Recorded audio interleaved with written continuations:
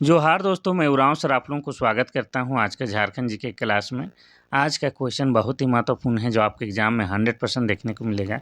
तो समय को न गंवाते हुए चलिए पहला क्वेश्चन शुरू करते हैं।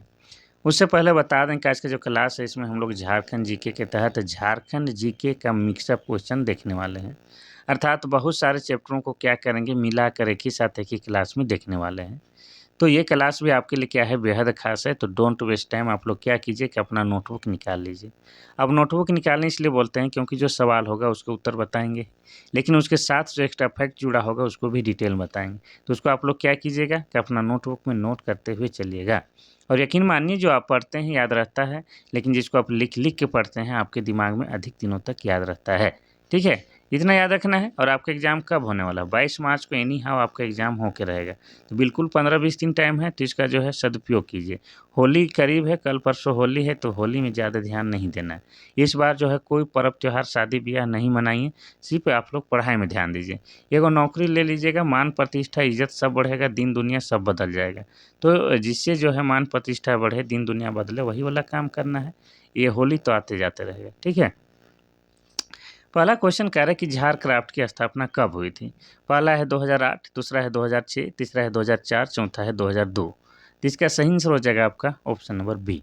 2006 में झार क्राफ्ट की स्थापना हुई थी। और ये क्वेश्चन जो है बहुत सारे प्रतियोगी परीक्षा में पूछा जा चुका है और आगे भी पूछा जाएगा। इस क्वेश्चन में पता नहीं क्या है, लेकिन हमेशा पूछा जाता है। और ये भी पूछा जाता है कि झार क्राफ्ट का जो है फुल फॉर्म क्या है, पूरा नाम क्या है। तो हो जाएगा, आप लोग लिखिए, हम बता दे रहे हैं। Jharkhand silk textile and handicraft development corporation, इसका पूरा नाम हो जाएगा। अब इसका क्या काम क्या है झारक्राफ्ट का? तो डिजाइन, प्रशिक्षण, उद्यमी विकास और मार्केटिंग का काम करता है आपका झारक्राफ्ट। तो इतना याद रखिएगा, झारक्राफ्ट के बारे में क्वेश्चन आपको जरूर देखने को मिलेगा। छोटा क्वेश्चन है, याद भी हो जाएगा। दूसरा क्वेश्चन कह रहा है कि जामताड़ा जिला में कितना ब्लॉक है। पहला है 4, दूसरा है 5, तीसरा है 6, चौथा है 7। इसका सही आंसर हो जाएगा आपका ऑप्शन नंबर सी, यानी कि 6 ब्लॉक हैं। जामताड़ा जिला के बारे में डिटेल में बताएंगे, आप लोग धैर्य से केवल बने रहिएगा, अच्छी तरह से समझिएगा। तो जामताड़ा जिला बना है आपका 26 अप्रैल को। कब बना है? 26 अप्रैल 2001 को जामताड़ा जिले का निर्माण किया गया है। किस जिला से अलग करके? तो बता दें, दुमका जिला से अलग करके जामताड़ा जिले का निर्माण किया गया है। इसमें प्रखंडों की संख्या कितना है? 6 है। लेकिन आपसे पूछ सकता है कि अनुमंडलों की संख्या कितना है सर? तो अनुमंडल की संख्या 1 है और उसका नाम क्या है? तो जामताड़ा सदर। क्या नाम है? जामताड़ा सदर है। अब हम लोग जानेंगे कि जामताड़ा में जो है विधानसभा सीटें कितनी हैं। तो विधानसभा सीटें 2 है, लिख देते हैं, धैर्य से देखना है। विधानसभा सीटें 2 है, कौन कौन? तो एक हो जाएगा आपका जामताड़ा विधानसभा क्षेत्र, और दूसरा क्या हो जाएगा? तो दूसरा हो जाएगा आपका नाला विधानसभा क्षेत्र। अब ये जामताड़ा विधानसभा क्षेत्र और नाला विधानसभा क्षेत्र दोनों ही खास है। तो दोनों के बारे में आपको और डिटेल में बताते हैं। ठीक है, कैसे खास है, क्यों खास है, ये सब हम बताएंगे। तो देखिए, नाला विधानसभा क्षेत्र से कौन आते हैं? तो नाला विधानसभा क्षेत्र से आपके रविंद्रनाथ महतो आते हैं। रविंद्रनाथ महतो। और रविंद्रनाथ महतो जो हैं आपके जेएमएम यानी कि झारखंड मुक्ति मोर्चा के विधायक हैं, और साथ ही क्या हैं, झारखंड विधानसभा के अध्यक्ष भी हैं। और ये नाला विधानसभा क्षेत्र के अंतर्गत, नाला विधानसभा क्षेत्र से आते हैं। इसके अलावा और एक विधानसभा क्षेत्र है, क्या हम बताए हैं? जामताड़ा विधानसभा क्षेत्र। अब जामताड़ा विधानसभा क्षेत्र के अंतर्गत कौन आते हैं? तो आपके इरफान अंसारी आते हैं। और इरफान अंसारी झारखंड के कुछ हैं? हाँ बिल्कुल हैं। झारखंड के स्वास्थ्य मंत्री कौन हैं? आपके इरफान अंसारी हैं। और ये किस राजनीतिक पार्टी से हैं? तो ये कांग्रेस से हैं। ये भी आपको याद रखना है। इसके अलावा हम लोग जामताड़ा के बारे में क्या याद रख सकते हैं कि जामताड़ा को क्या कहा जाता है? जामताड़ा को सांपों का शहर कहा जाता है। क्या? सांपों का शहर। और जामताड़ा शहर जो है वर्तमान में आजकल जो है झारखंड ही नहीं, भारत ही नहीं, पूरे विश्व में जो है साइबर क्राइम के लिए कुख्यात है। बहुत ज़्यादा फ्रॉडिंग करता है साइबर में यहाँ के लोग, ये आपको याद रखना है। पूरे विश्व में जो है तहलका मचा के रख दिया है साइबर क्राइम के मामले में। कौन? अपना झारखंड के जामताड़ा के लोग। आगे बढ़ते हैं हम लोग क्वेश्चन नंबर 3 की ओर। क्वेश्चन नंबर 3 कहता है कि दिबोर घाटी झारखंड के किस जिला में स्थित है? पहला है रांची, दूसरा है गुमला, तीसरा है रामगढ़, चौथा है कोडरमा। तो इसका सही आंसर हो जाएगा आपका ऑप्शन नंबर डी। कोडरमा जिला में आपका दिबोर घाटी है, और यह कोडरमा जिला का सबसे ऊंचा शिखर है। अब इसकी ऊंचाई कितनी है तो 677 मीटर है। कितना है? 677 मीटर इसकी ऊंचाई है। अभी जो कोडरमा है इसको हम लोग क्या कहते हैं तो इसको हम लोग अभ्रक की राजधानी, भारत की अभ्रक की राजधानी कहते हैं। क्यों कहते हैं? क्योंकि यहाँ जो है बहुतायत मात्रा में अभ्रक पाया जाता है। और कैसा क्वालिटी होता है तो उच्च कोटि का अभ्रक होता है। अब उच्च कोटि का अभ्रक को क्या कहा जाता है तो रूबी कहा जाता है। इतना याद रखना है। अब इसके अलावा आपको पूछ सकता है कि ठीक है कि कोडरमा के अलावा झारखंड के किन जिलों में अभ्रक पाया जाता है तो कोडरमा के अलावा झारखंड के जो है गिरिडीह जिला है। कौन सा? गिरिडीह जिला में अभ्रक पाया जाता है। फिर आपका हजारीबाग जिला में अभ्रक पाया जाता है। लेकिन सबसे अधिक का बात जब भी आएगा तो हो जाएगा आपका कोडरमा जिला। और जिन क्षेत्रों में आपको अभ्रक मिलेगा उन क्षेत्रों का मिट्टी भी कैसा रहेगा तो उन क्षेत्रों का मिट्टी का भी रंग कैसा होगा? अभ्रक मूलक होगा। यानी कि अभ्रक मूलक का मिट्टी मिलेगा। और अभ्रक मूलक मिट्टी का पहचान क्या है कि यह जो है हल्का गुलाबी होता है। और हल्का क्या होता है? हल्का चमकीला भी होता है। तो इतना सब कुछ आपको याद रखना है। अब कोडरमा जिला कब बना है पता है? हमारा जो है कोडरमा जिला बना है 1994 ईस्वी में। चलिए, बाकी जिला का स्थापना इसलिए नहीं बता रहे हैं कि हर दिन तो बताते ही, कितना बताएंगे, आप लोग को याद भी करना होगा अपने से। क्वेश्चन नंबर 4 कहता है कि छोटा नागपुर उन्नति समाज की स्थापना कब हुई थी? पहला 1915, दूसरा है 1970, तीसरा है 1973, चौथा 1885। तो इसका सही आंसर हो जाएगा आपका ऑप्शन नंबर ए। 1915 में छोटा नागपुर उन्नति समाज की स्थापना हुई थी। अब इसकी स्थापना में जो है जो मुख्य भूमिका निभाए थे उनका नाम क्या है तो उनका नाम जुएल लकड़ा है। क्या नाम है? जुएल लकड़ा के द्वारा जो है इसकी स्थापना की गई थी। अब इसके और भी नेता थे, जिससे आपका हो जाएगा बंदीराम। कौन हो जाएगा? बंदीराम उरांव, ठेबले उरांव, ये सब जो है इन्हीं के नेता हैं। इसके अलावा पोल दयाल, ये सब जो है आपके छोटा नागपुर उन्नति समाज के ही नेता थे। लेकिन जुएल लकड़ा का जो है मुख्य योगदान रहा था इस छोटा नागपुर उन्नति समाज के स्थापना में। और जैसा नाम है वैसे ही इसका काम था कि छोटा नागपुर के जो आदिवासी पिछड़े लोग हैं उनके उन्नति के लिए काम करना। इसकी स्थापना उन्नति के लिए ही किया गया था। ठीक है। अच्छा, यहाँ पर जो महत्वपूर्ण डेट है उसके बारे में भी तो बता देना चाहिए। 1970 की बात करेंगे तो 1970 में जो है सोनोत संथाल समाज की स्थापना की गई थी। किसकी? सोनोत संथाल समाज की। और किसने की थी इसकी स्थापना? तो हमारे माननीय गुरुजी दिसम गुरु शिबू सोरेन के द्वारा इसकी स्थापना किया गया था। इतना याद रखना है। अब यहाँ पर और जो है ऑप्शन नंबर सी जो है इसमें क्या कह रहा है? 1973 में किसकी स्थापना हुई है? तो 4 फरवरी 1973 को जो है JMM यानी कि झारखंड मुक्ति मोर्चा की स्थापना शिबू सोरेन, ठीक है, शिबू सोरेन प्लस आपके विनोद बिहारी महतो के द्वारा किया गया था। इतना आपको याद रखना है। ठीक है। चलिए, और 1885 में क्या हुआ था? तो 1885 की बात करेंगे तो भारतीय राष्ट्रीय कांग्रेस की स्थापना किया गया था। किसका? तो भारतीय राष्ट्रीय कांग्रेस की स्थापना किया गया था। किसके द्वारा किया गया था? तो A.O. ह्यूम के द्वारा किया गया था। ठीक है। इतना आपको याद रखना है। हाँ, यही भारतीय राष्ट्रीय कांग्रेस, जिसको आप लोग कांग्रेस कहते हैं, जिसका चुनाव चिन्ह क्या है? पंजा छाप है। चलिए, तो आगे बढ़ते हैं हम लोग क्वेश्चन नंबर 5 की ओर। क्वेश्चन नंबर 5 कहता है कि मुगल काल में झारखंड को किस नाम से पुकारा जाता है? और ये वाला क्वेश्चन जो है मोस्ट इंपॉर्टेंट क्वेश्चन है। आप देखिएगा कि आपके एग्जाम में एक न एक नाम जो है झारखंड के नामकरण से जरूर पूछे जाएंगे। पहला कहता है कि छोटा नागपुर, दूसरा है झारखंड, तीसरा कुकुरा, चौथा है पशुभूमि। तो इसका सही आंसर हो जाएगा आपका ऑप्शन नंबर सी, कुकुरा कहा गया था। मुगल काल में झारखंड को कुकुरा या खुखुरा के नाम से पुकारा गया था। इतना याद रखना है। झारखंड किस में कहा गया है? तो झारखंड आपके अकबरनामा में कहा गया है। किस में? अकबरनामा में कहा गया है। इसके अलावा पशुभूमि और पुंडरीक देश किस में कहा गया है? तो महाभारत में कहा गया है। किस में? महाभारत में कहा गया है। और वायु पुराण में क्या कहा गया है? तो वायु पुराण में मुरुंड कहा गया है। ये भी आपको याद रखना है। ठीक है। चलिए, आगे बढ़ते हैं हम लोग। तो झारखंड के नामकरण से संबंधित एक सेपरेट वीडियो है मेरे चैनल में, तो आप लोग चाहे तो देख लीजिएगा। एक्चुअली क्या है ना कि हम झारखंड जी के संबंधित लगभग सभी चैप्टर को कवर कर लिए हैं।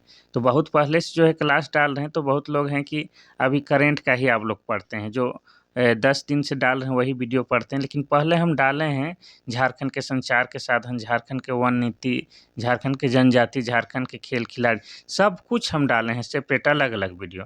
तो आप लोग जो है 1 डेढ़ महीना, 2 महीना, 5 महीना का पहले का वीडियो भी देख सकते हैं, आपके एग्ज़ाम के दृष्टिकोण से बेहद ही ख़ास है।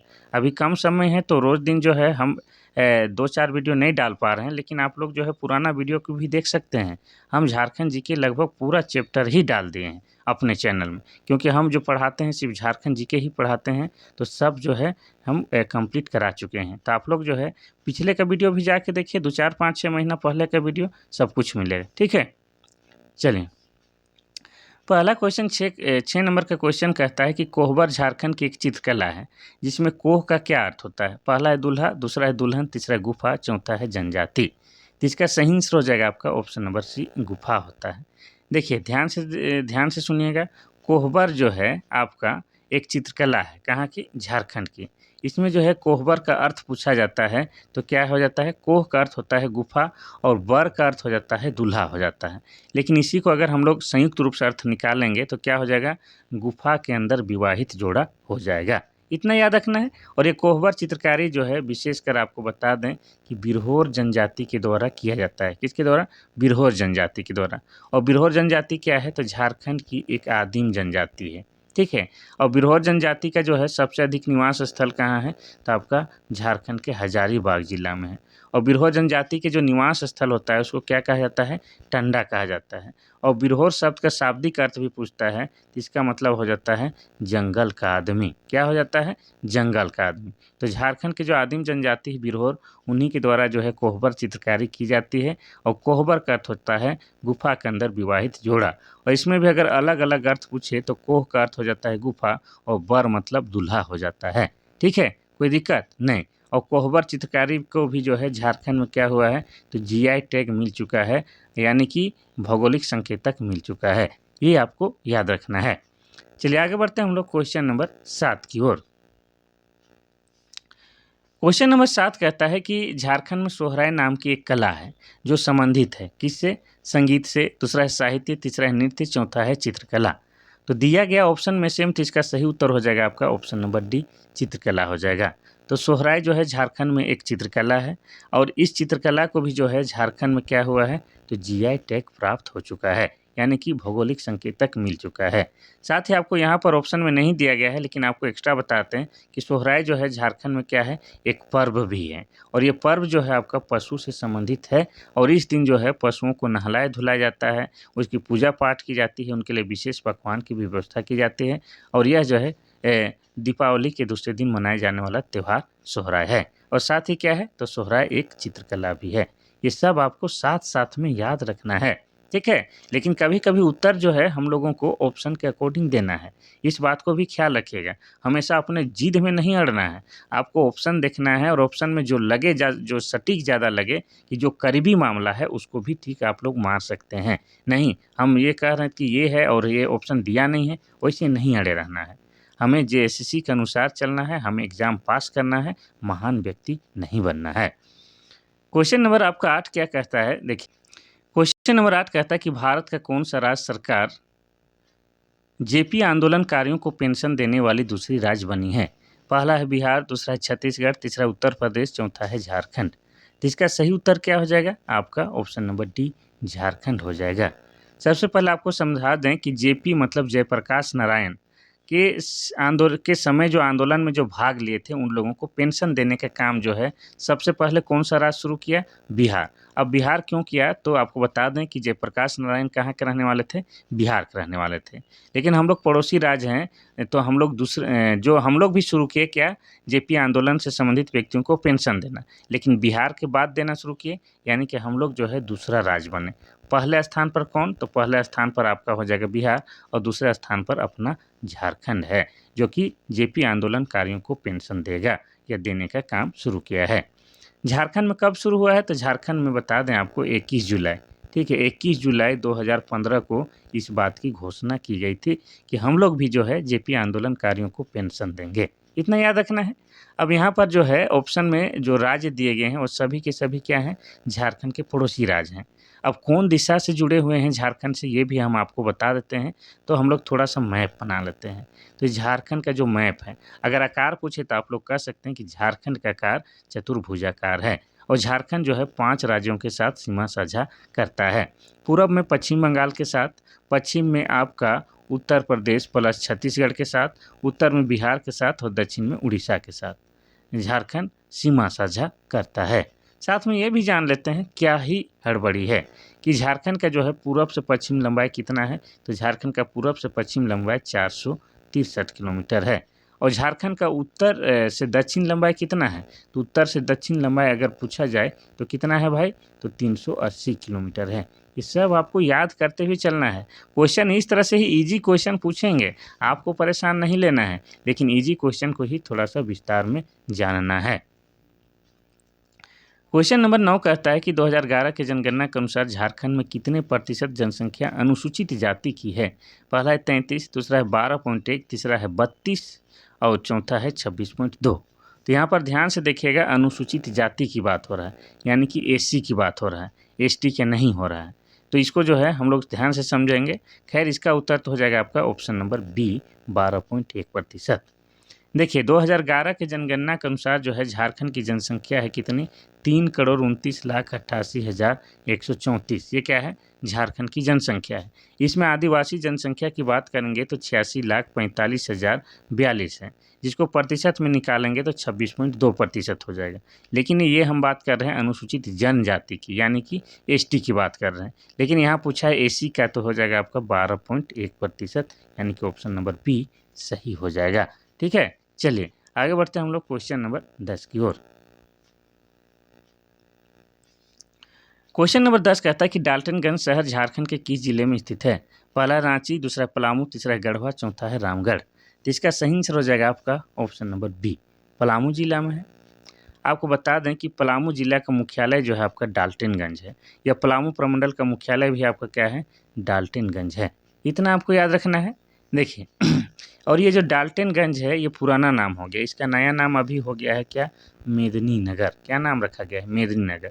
और मेदिनी नगर भी जो है किसके नाम पर रखा गया है, तो मेदिनी राय के नाम पर रखा गया है। और मेदिनी राय कौन थे, जानते होंगे आप लोग, चेरो वंशीय प्रतापी राजा थे। उन्हीं के नाम पर जो है मेदिनी नगर नाम रखा गया है डाल्टनगंज का।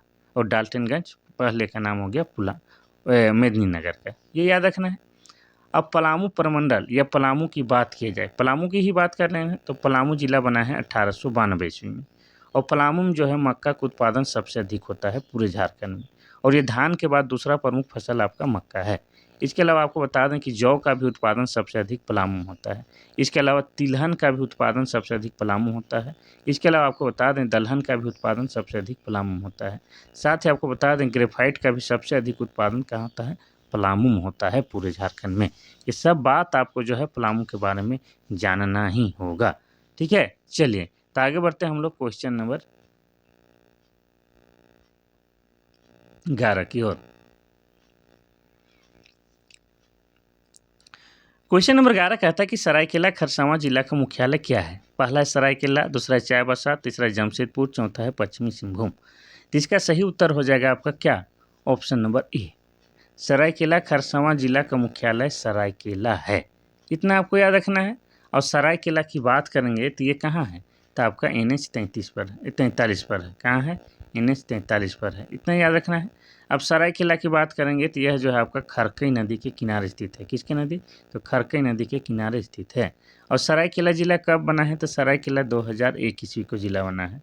और सरायकेला में आपका क्या क्या है, तो सरायकेला में आपका पालना डैम है, पालना डैम। और ये किस नदी पर है, तो स्वर्णरेखा नदी पर है।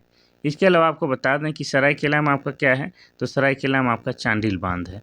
और ये भी किस नदी पर है, ये भी आपका स्वर्णरेखा नदी पर है। किस नदी पर है, स्वर्णरेखा नदी पर है। इसके अलावा सरायकेला को जो है छौ नृत्य का उद्गम स्थल कहा जाता है। क्या कहा जाता है, तो छौ नृत्य का उद्गम स्थल कहा जाता है। तो ये जो है आपका सरायकेला, इसके बारे में इतना कम से कम आपको याद रखना ही होगा।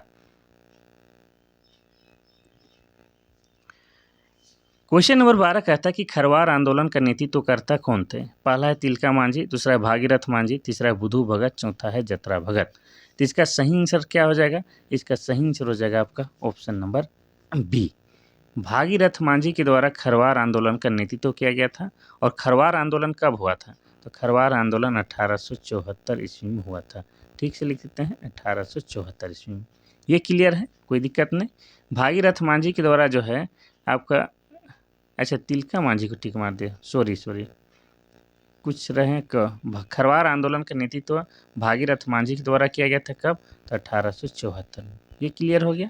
चलिए, अगर तिलका मांझी की बात किया जाए तो तिलका मांझी के द्वारा तिलका मांझी आंदोलन का शुरुआत किया गया था।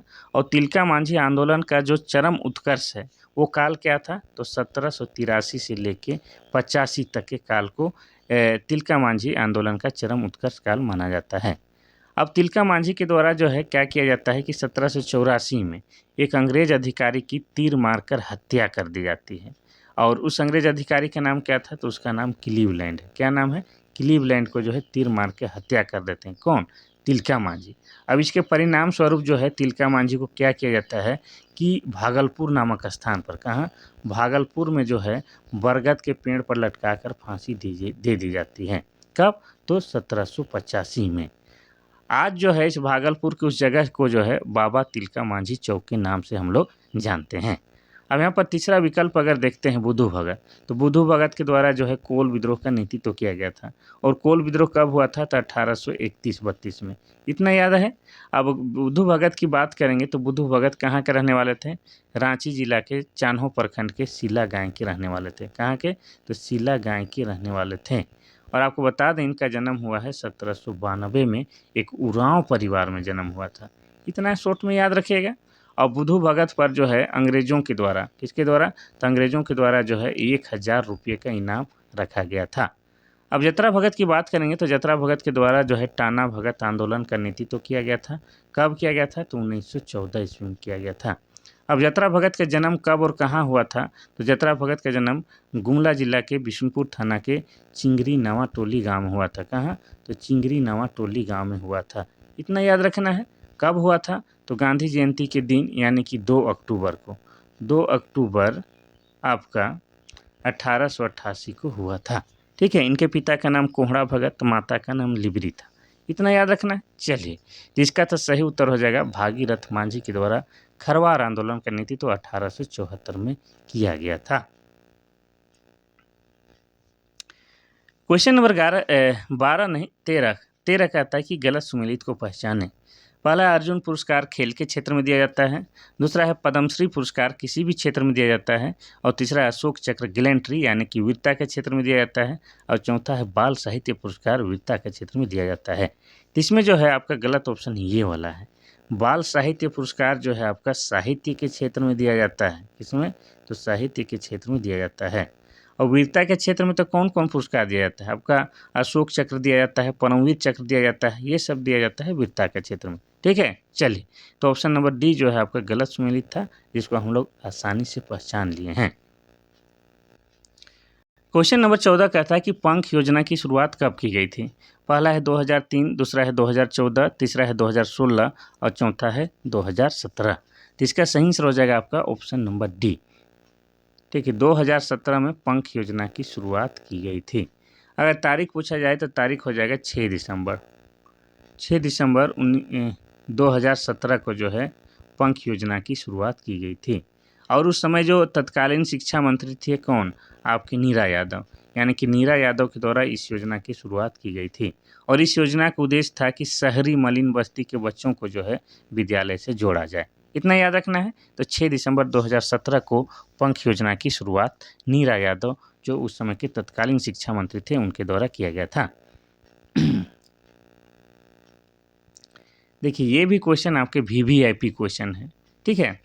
PMFBY का पूर्ण रूप क्या है? पहला है प्रधानमंत्री फसल बीमा योजना, दूसरा है प्रधानमंत्री फसल बचाओ योजना, तीसरा है प्रधानमंत्री फल बीमा योजना, चौथा है प्रधानमंत्री फल बचाओ योजना। तो इसका सही आंसर हो जाएगा आपका ऑप्शन नंबर ए। प्रधानमंत्री फसल बीमा योजना को ही शॉर्ट में क्या कहा जाता है? PMFBY। ठीक है।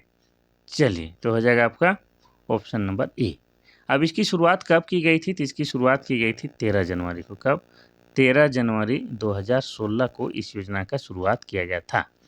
अब इस योजना के तहत जो है किसानों को खरीफ फसल के लिए 2% प्रीमियम और रबी फसल के लिए जो है 1.5% प्रीमियम का भुगतान करना पड़ता है। ठीक है, और इसका जो है भारतीय कृषि बीमा कंपनी के द्वारा इसका संचालन किया जाता है।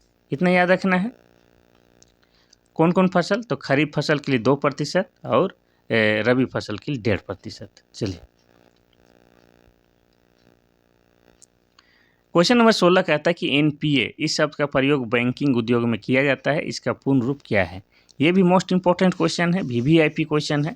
पहला कहता है गैर परफॉर्मिंग एसेट्स, दूसरा है गैर निष्पादन खाता, तीसरा है गैर भुगतान खातेदार, चौथा है राष्ट्रीय भुगतान प्राधिकरण। इसका सही आंसर हो जाएगा आपका ऑप्शन नंबर ए, गैर परफॉर्मिंग एसेट्स इसका फुल फॉर्म हो जाएगा।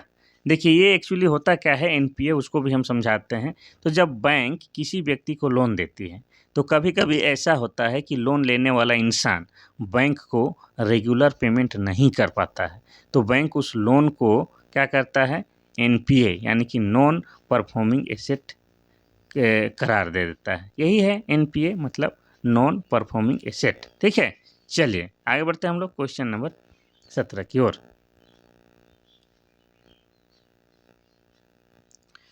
क्वेश्चन नंबर 17 कहता है कि झारखंड विधानसभा के वर्तमान स्पीकर का नाम क्या है? पहला है रघुवर दास, दूसरा है दिनेश उरांव, तीसरा है इंदर सिंह नामधारी, चौथा है रविंद्रनाथ महतो। तो इसका सही आंसर हो जाएगा आपका option number D, Rabindranath Mahato जो है झारखंड विधानसभा के वर्तमान स्पीकर यानी कि अध्यक्ष हैं। और ये जो हैं आपके नाला विधानसभा क्षेत्र से आते हैं, और नाला जो है आपका जामताड़ा जिला के अंतर्गत आता है। ठीक है, जामताड़ा जिला के अंतर्गत, और जामताड़ा जिला बना है आपका 2001 ईस्वी में। साथ ही आपको बता दें किस राजनीतिक पार्टी से हैं, तो रविंद्रनाथ महतो जो हैं जेएमएम से हैं, यानी कि झारखंड मुक्ति मोर्चा से हैं। ठीक है, इतना याद रखना है। अब झारखंड विधानसभा की बात करेंगे तो झारखंड का विधानमंडल जो है कैसा है, एक सदनीय है। कैसा है, एक सदनीय है। यहाँ पर सिर्फ और सिर्फ विधानसभा है, विधान परिषद नहीं है।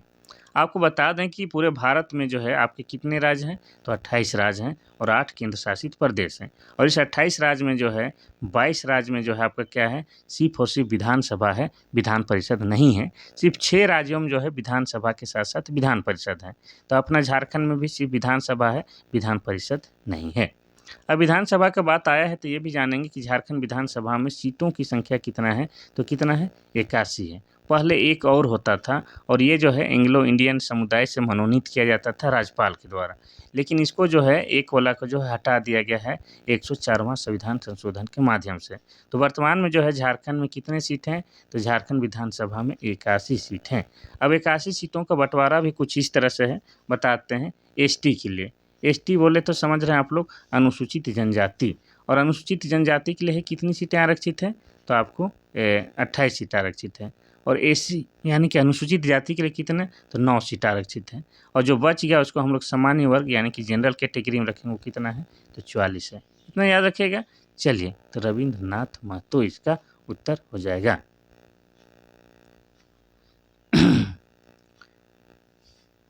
क्वेश्चन नंबर 18 कहता है कि झारखंड पंचायती राज अधिनियम कब अस्तित्व में आया था? पहला है 2000 ईस्वी, दूसरा है 2001, तीसरा है 2002 और चौथा है 2003। तो इसका सही उत्तर क्या हो जाएगा? तो इसका सही उत्तर हो जाएगा आपका ऑप्शन नंबर बी, 2001 में। 2001 में झारखंड पंचायती राज अधिनियम अस्तित्व में आया था, और इस अधिनियम के तहत राज्य में त्रिस्तरीय पंचायती राज व्यवस्था अपनाई गई है। इतना याद रखना है। चलिए,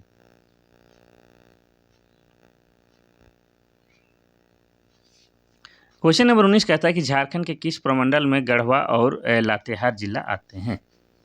एक सेकेंड।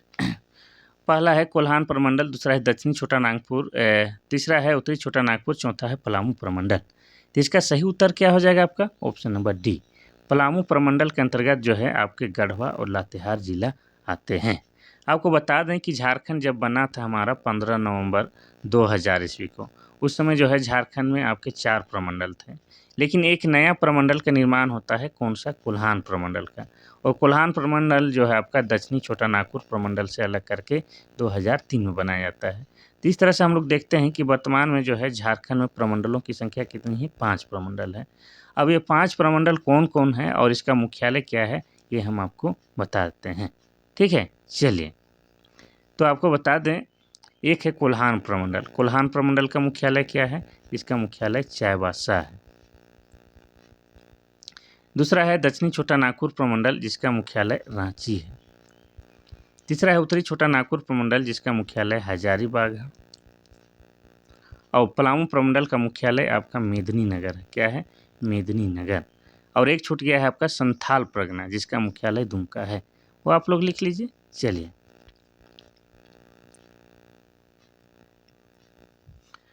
क्वेश्चन नंबर 20 कहता है कि झारखंड में जवाहरलाल नेहरू जैविक उद्यान कहाँ है? पहला है जमशेदपुर, दूसरा है रांची, तीसरा है पूर्वी सिंहभूम, चौथा है बोकारो। तो इसका सही आंसर क्या हो जाएगा आपका?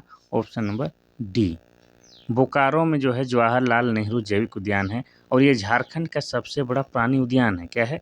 ये झारखंड का सबसे बड़ा प्राणी उद्यान है। इतना आपको याद रखना है, ठीक है। और बोकारो स्टील प्लांट के द्वारा जो है इसकी रख रखाव किया जाता है, इतना याद रखना है। अब हम लोग थोड़ा सा बोकारो के बारे में जान लेते हैं। बोकारो जिला बना है 1991 में। और बोकारो को क्या कहा जाता है? बोकारो को स्टील सिटी कहा जाता है। अब क्यों कहा जाता है? क्योंकि बोकारो में जो है बोकारो इस्पात संयंत्र की स्थापना किया गया है, इसीलिए। अब बोकारो इस्पात संयंत्र की स्थापना कब किया गया है? तो 1964 में किया गया है। किस देश के सहायता से किया गया है? तो सोवियत संघ रूस देश के सहायता से किया गया है। कहाँ पर किया गया है? तो बोकारो में जो है एक जगह है। कौन सा जगह है? तो माराफारी नामक स्थान है। माराफारी नामक में जो है बोकारो इस्पात संयंत्र की स्थापना किया गया है, इसीलिए जो है बोकारो का पुराना नाम माराफारी भी बताया जाता है। ये सब आपको बोकारो के बारे में याद रखना है। तो जवाहरलाल नेहरू जैविक उद्यान बोकारो में है और यह झारखंड का सबसे बड़ा जैविक उद्यान, यह प्राणी उद्यान है। क्वेश्चन नंबर 21 कहता है कि माइकल जोन सभागार निम्नलिखित में से किस शहर में स्थित है? पहला है जमशेदपुर, दूसरा है रांची, तीसरा बोकारो, चौथा है धनबाद। इसका सही उत्तर हो जाएगा आपका ऑप्शन नंबर ए, जमशेदपुर शहर में माइकल जोन सभागार है। अब जमशेदपुर की बात करेंगे तो जमशेदपुर को क्या कहा जाता है? झारखंड की औद्योगिक राजधानी कहा जाता है। साथ ही झारखंड का जो है खेल राजधानी भी कहा जाता है।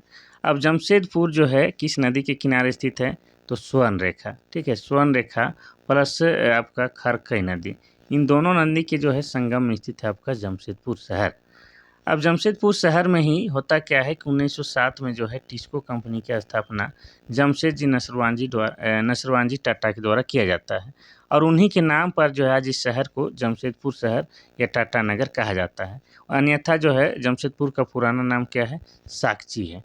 ये सब आपको याद रखना है। और चूंकि मैंने आप लोगों को बताया कि जमशेदपुर एक शहर है, तो ये किसी जिला के अंतर्गत आएगा। तो किस जिला के अंतर्गत आएगा? तो ये आपका पूर्वी सिंहभूम जिला के अंतर्गत आएगा, ठीक है। पूर्वी सिंहभूम जिला में आएगा, लेकिन पूर्वी सिंहभूम जिला कब बना है?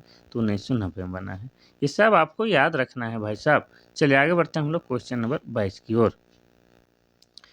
क्वेश्चन नंबर 22 कहता है कि जेबियर इंस्टीट्यूट ऑफ सोशल सर्विस, जिसको शॉर्ट में XISS कहते हैं, किस शहर में स्थित है? पहला है बोकारो, दूसरा है आपका जमशेदपुर, तीसरा है धनबाद, चौथा है रांची। इसका सही आंसर हो जाएगा आपका ऑप्शन नंबर डी, रांची में है आपका XISS यानी कि Xavier institute of social service. अब इसकी स्थापना कब हुई? तो इसकी स्थापना 1955 में हुआ है। कब? 1955 में। किसने किया है इसकी स्थापना? तो माइकल विंडे के द्वारा जो है इसकी स्थापना किया गया। किसके द्वारा? माइकल विंडे के द्वारा इसकी स्थापना किया गया है। अब इसमें जो है क्या है कि ग्रामीण विकास, कार्मिक प्रबंधन और औद्योगिक संबंधों और ये औद्योगिक से संबंधित जो है काम सिखाया जाता है, या तो उससे संबंधित यहाँ पर प्रशिक्षण या शिक्षा दिया जाता है। इतना आपको याद रखना है, ठीक है।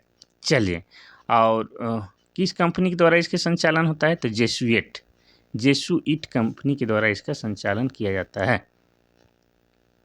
तो ये कहाँ है? अपना रांची में है। अब रांची की बात करेंगे तो रांची जो है झारखंड की क्या है? झारखंड की राजधानी है। और रांची को क्या कहा जाता है? तो झरनों का शहर कहा जाता है। और रांची को जो है शहीदों का नगर भी कहा जाता है, शहीदों का नगर। साथ ही रांची को जो है झारखंड का शिमला भी कहा जाता है। और ये जो अपना रांची है, ये जिला कब बनता है? तो 1899 में। सब याद रखना है, छोटा छोटा बात है, लेकिन आप लोग भूल जाइएगा, कह के हम बताते रहते हैं। और सबसे बड़ी बात होता क्या है कि हर दिन जो है 2, 4, 8, 10, 15, 20 सब्सक्राइबर जुड़ते जाते हैं। तो होता क्या है कि जो पहली बार पढ़ रहा है उसको भी बातें समझ में आनी चाहिए। इसीलिए जो है हम बहुत सारा चीज़ों को जो है सभी वीडियो में बताते हैं। ये बात सही है कि अगर आप 5 वीडियो को लगातार देख रहे हैं, तो जैसे जमशेदपुर के बारे में शुरू में बताए, तो आपको बाद में आसान लगने लगेगा, तो लगेगा कि सर बेकार का बता रहे हैं। लेकिन हर दिन तो कुछ-कुछ नए स्टूडेंट भी जुड़ते हैं, तो सबको समझ में आना चाहिए, इसीलिए जो है हम बात को हमेशा विस्तार से ही रखते हैं।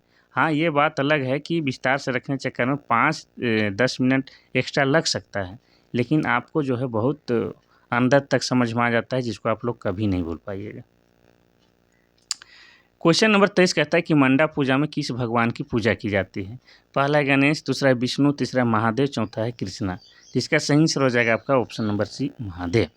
मंडा पूजा को इसीलिए जो है कहा जाता है महादेव का सबसे कठोरतम उपासना कहा जाता है, क्योंकि इसमें जो रीति रिवाज जो है बड़ा ही कठिन है, जिसको पालन कर पाना सबके बस की बात नहीं है।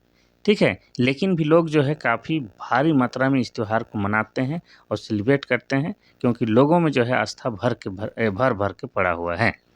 अब इसको जो है मंडा पूजा को जो है क्यों महादेव का कठोरतम उपासना कहा जाता है, तो जो रीति रिवाज है उसके बारे में बताएंगे तो आपको समझ में आ जाएगा। तो ये मंडा पूजा जो है आपको बैसाख महीने मनाया जाता है। कब मनाया जाता है? तो बैसाख महीने में मनाया जाता है। इसमें एक रस्म है कि आपको नंगे पाँव जो है आपको अंगारों में चलना पड़ता है। अब उसको क्या कहा जाता है? तो उसको जो है फूल खूंदी कहा जाता है।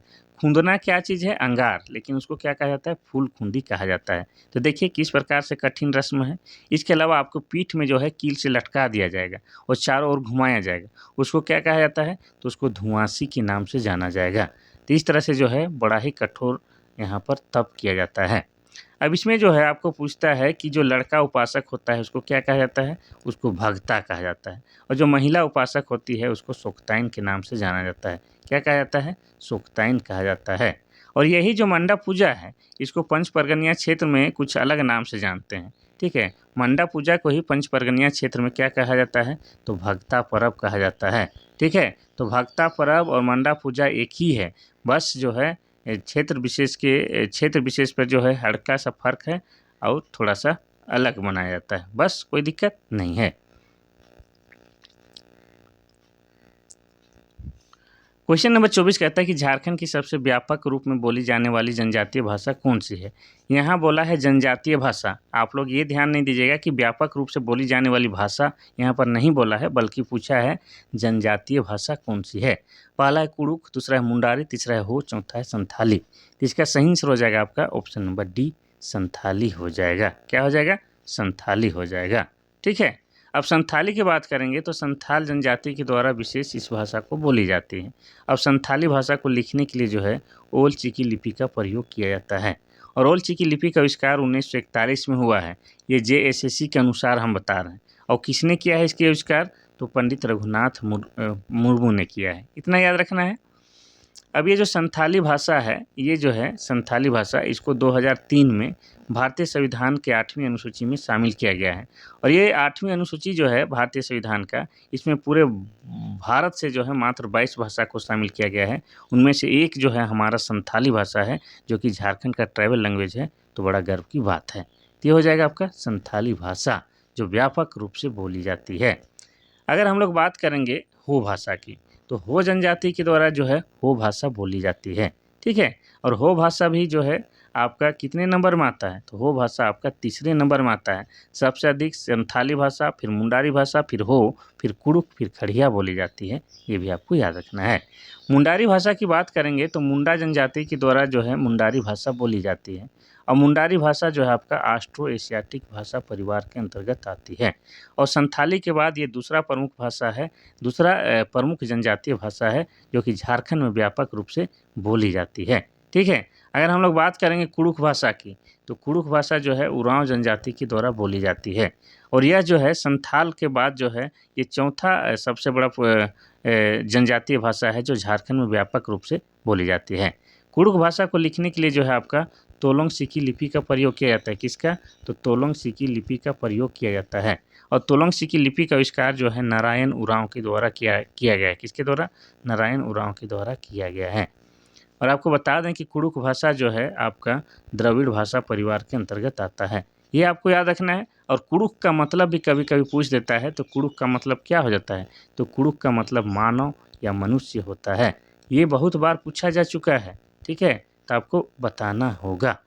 तो देखिए 24 नंबर का तो सही उत्तर हो गया आपका संथाली भाषा। चलिए आगे बढ़ते हैं हम लोग क्वेश्चन नंबर 25 की ओर।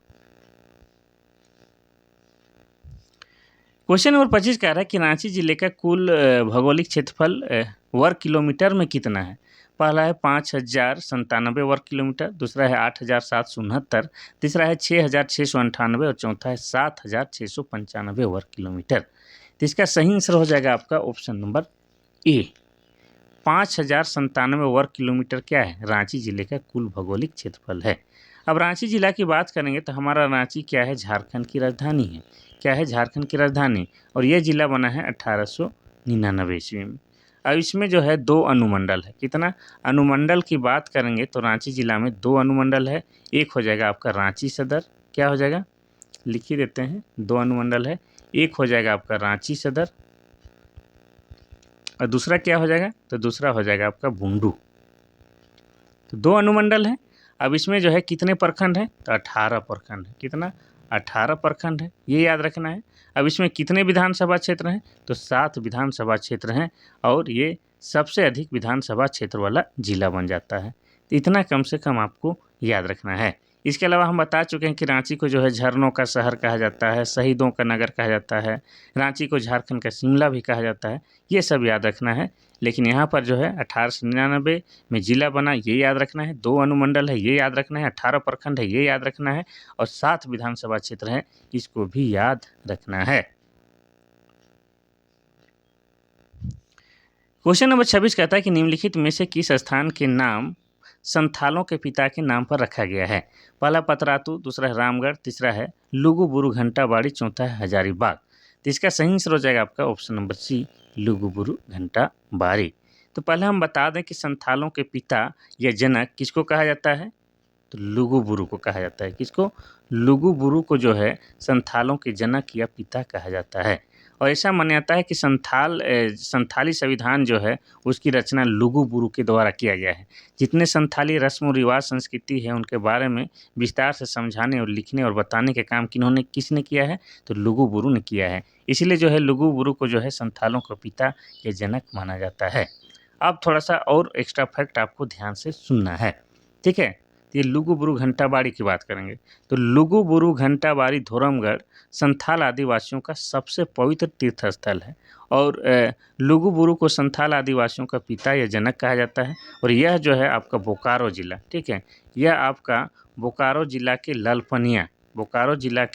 ललपनिया नामक स्थान में स्थित है। इतना याद रखना है, कहाँ है, तो बोकारो जिला के ललपनिया नामक स्थान में स्थित है। चलिए आगे बढ़ते हैं हम लोग क्वेश्चन नंबर 27 की ओर। क्वेश्चन नंबर 27 कहता है कि झारखंड के पूर्व मुख्यमंत्री रघुवर दास झारखंड के मुख्यमंत्री के रूप में किस वर्ष नियुक्त किए गए थे। पहला 1995, दूसरा है 2000 ईस्वी, तीसरा है 2003, चौथा है 2014। तो अगर हम लोग मुख्यमंत्री की बात करेंगे, मुख्यमंत्री के रूप में सेवा की बात करेंगे, तो रघुवर दास के द्वारा जो है 2014 में जो है मुख्यमंत्री बना जाता है। कब, 2014 में। 2014 से लेके वो जो है आपके 2019 तक क्या है, झारखंड के सीएम के रूप में सेवा करते हैं। इतना याद रखना है।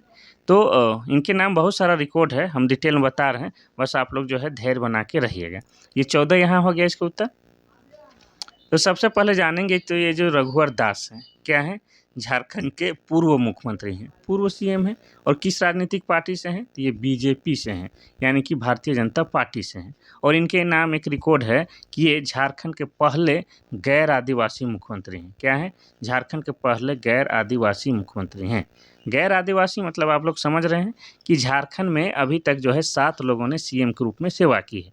उनमें से 6 लोग जो है क्या है, आपके आदिवासी रहे हैं। लेकिन रघुवर दास पहला ऐसे व्यक्ति हैं जो कि आदिवासी नहीं थे, अर्थात गैर आदिवासी थे। ये क्लियर हो गया, ठीक है। अब इनको जो है कब कब क्या बनाया गया है, इनका जो है राजनीतिक सीढ़ी के बारे में बताते हैं। तो 1995 में क्या हुआ था, तो 1995 में पहली बार तत्कालीन बिहार के जमशेदपुर से विधायक चुने गए थे। कौन, आपके रघुवर दास। फिर 2000 में कौन सी घटना घटती है, तो 2000 ईस्वी में ये क्या रहे थे, राज्य के श्रम मंत्री बने थे। कौन, आपके रघुवर दास।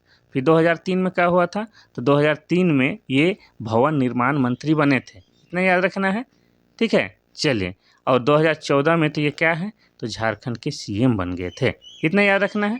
और 2009 में जो है ये झारखंड के उप मुख्यमंत्री भी बने हैं, क्या, उप मुख्यमंत्री भी बने हैं। ये सब डिटेल आपको रघुवर दास के बारे में याद रखना है। ये मच्छर तो है हमें जीने नहीं देता है, बहुत तंग कर रहा है। क्वेश्चन नंबर 28 कहता है कि झारखंड किस भारतीय राज्य से निकला है। पहला है पश्चिम बंगाल, दूसरा है बिहार, तीसरा है छत्तीसगढ़, चौथा है उड़ीसा। तो इसका सही आंसर हो जाएगा आपका क्या, ऑप्शन नंबर बी, बिहार राज्य से निकला है। बिहार हमारा बड़ा भाई है, उसी से हम लोग, या बाप कह सकते हैं, उसी से हम लोग अलग बने हैं झारखंड। तो हमारा झारखंड बना है कब, 15 नवंबर। 15 नवंबर 2000 ईस्वी को जो है झारखंड एक अलग राज्य के रूप में अस्तित्व में आता है। और किस राज्य से अलग होता है, तो बिहार से। और बिहार का जो है लगभग 46% भूभाग काट करके और 18 जिला लेके जो है अलग झारखंड राज्य का निर्माण किया जाता है, इतना याद रखना है। और जिस समय झारखंड का निर्माण हुआ था वो पूरे देश में जो है 28वां राज्य के रूप में अस्तित्व में आया था। लेकिन वर्तमान में जो है भारत की स्थिति क्या है, तो पूरे भारत में ही आपका कुल 28 राज्य हैं। लेकिन जिस समय झारखंड बना था उस समय यह 28वां क्रम का था, ठीक है। और 29वां में कौन बन गया था, 29 में आपका तेलंगाना बना था। लेकिन वर्तमान में 28 राज्य हैं, ये आपको याद रखना है, ठीक है। चलिए, और हमारा जो बिहार है झारखंड का उत्तर दिशा में सीमा साझा करता है। और झारखंड का जो है 10 जिला बिहार राज्य के साथ सीमा साझा करता है। साथ ही झारखंड का सीमा जो है सबसे अधिक किसके साथ लगता है, तो बिहार के साथ ही लगता है, ये आपको याद रखना है। चलिए आगे बढ़ते हैं हम लोग क्वेश्चन नंबर 29 की ओर। क्वेश्चन नंबर 29 कहता है कि 2011 के जनगणना के अनुसार झारखंड के किस जिले का लिंगानुपात सबसे अधिक है। पहला है सिमडेगा, दूसरा है रांची, तीसरा है पश्चिम सिंहभूम, चौथा है धनबाद। तो इसका सही आंसर हो जाएगा आपका ऑप्शन नंबर सी, पश्चिम सिंहभूम। आपको बता दें कि लिंगानुपात मतलब क्या होता है। इसका मतलब इंग्लिश में सेक्स रेशियो होता है, यानी कि प्रति 1000 पुरुषों में महिलाओं की संख्या को ही लिंगानुपात कहते हैं। और 2011 के जनगणना के अनुसार जो है झारखंड का लिंगानुपात कितना है, तो आपका 949 है। लेकिन कहीं पर 948 भी दे सकता है, ठीक है, या 947 भी दे सकता है। ये तीनों में से में जो देगा एक ही दिया जाएगा। तो जो ज़्यादा सटीक है वो वाला हो जाएगा ऑप्शन नंबर ये ई वाला 949 वाला। तो तीनों में एक ही ऑप्शन देगा तो एक को आप लोग मार लीजिएगा। लेकिन ज़्यादा तक संभावना है आपको उत्तर देगा 949 वाला, और वही सबसे ज़्यादा सटीक है, ठीक है, इतना याद रखना है। अब इसमें हम लोग जानेंगे कि झारखंड का कौन सा जिला में जो है सबसे अधिक लिंगानुपात है। तो आपका पश्चिमी सिंहभूम में जो है सबसे अधिक लिंगानुपात है। तो पश्चिमी सिंहभूम का जो है लिंगानुपात कितना है, तो 1005 है। यानी कि प्रति 1000 पुरुषों में महिलाओं की संख्या 105 है, तो बहुत बेहतरीन है। वहाँ लड़कों से ज़्यादा संख्या लड़कियों की है। 1000 लड़के हैं तो 1005 लड़कियों की संख्या है, तो बढ़िया है, वहाँ का लिंगानुपात अच्छा है। अब सबसे कम लिंगानुपात वाला जिला झारखंड का कौन सा है, तो ये धनबाद है। और धनबाद में लिंगानुपात कितना है, 908 है। यानी कि प्रति 1000 पुरुषों में महिलाओं की संख्या 908 है। यानी कि गंभीर विषय है भाई साहब, वहाँ लड़की ही नहीं मिलेगी ब्याहने के लिए। क्वेश्चन नंबर 30 और आज का आखिरी क्वेश्चन। क्वेश्चन नंबर 30 कहता है कि निम्नलिखित में से कौन विधानसभा निर्वाचन क्षेत्र नहीं है। पहला है धनबाद, दूसरा है गिरिडीह, तीसरा वासेपुर, चौथा है झरिया। तो इसका सही उत्तर हो जाएगा आपका ऑप्शन नंबर सी, वासेपुर जो है आपका क्या है, विधानसभा निर्वाचन क्षेत्र नहीं है। धनबाद भी है, गिरिडीह भी है, झरिया भी है, लेकिन वासेपुर नहीं है। वासेपुर जो है आपका धनबाद जिला में एक शहर है, क्या है, धनबाद जिला में एक शहर है। और आपका जो है कोयला के लिए प्रसिद्ध है, क्या है, कोयला के लिए प्रसिद्ध है। साथ ही वासेपुर जो हमारा जगह है इस पर आधारित बॉलीवुड वालों ने एक पिक्चर बनाई है, गैंग ऑफ वासेपुर। तो इसीलिए हम लोग जानते हैं वासेपुर को, लेकिन ये जो है आपका कोयला के लिए फेमस है और धनबाद का एक शहर है। अब यहाँ पर धनबाद के बारे में जो है आया है नाम, तो बता दें कि धनबाद जिला बना है 1956 में। और धनबाद को झारखंड का कोयला नगरी कहा जाता है। और आपको बता दें भारत का कोयला का राजधानी भी कहा जाता है। ये हो गया आपका वासेपुर जो है विधानसभा निर्वाचन क्षेत्र नहीं है। आप सभी जानते हैं कि झारखंड में जो है कुल 81 विधानसभा निर्वाचन क्षेत्र है, उसमें आपका वासेपुर शामिल नहीं है और ये बाकी सब शामिल है, ठीक है, इतना याद रखना है। तो ये जो था महत्वपूर्ण क्लास जो आप लोग के लिए जो है बहुत ही शिद्दत और मेहनत के साथ हम लाते हैं। अब हम लोग जो है बहुत सारों से, जैसे हम यूट्यूब में जो है कम से कम 2 साल 2.5 साल से ज़्यादा हो गया। से पढ़ा रहे हैं तो हमको पता भी है कैसे क्वेश्चन आते हैं। लेकिन कभी-कभी जो है कुछ छात्र जो है होशियारी दिखाते हुए क्या कहते हैं कि सर ऐसा क्वेश्चन नहीं आता है, ऐसा आता है, वैसा आता है। हो सके वो लोग कभी एग्ज़ाम में भी नहीं बैठा हो, लेकिन बताने लगते हैं कि ऐसा नहीं गया आएगा, वैसा आएगा। लेकिन हम आप लोग को यकीन दिलाते हैं कि हमारे जो चैनल में है कम से कम 500 से प्लस वीडियो है झारखंड जीके का, और सभी चैप्टर को हम कंप्लीट कराए हैं, और उसमें भी जो है सिलेक्टेड क्वेश्चन को, यानी कि फालतू वाला नहीं। तो अगर आप लोग 5-6 महीना से लगातार मेरे चैनल का वीडियो को आप लोग देखते होंगे, तो हमको पूरा विश्वास कि आप लोग जो है 100% झारखंड जीके को बना के आइएगा, पूरा विश्वास है।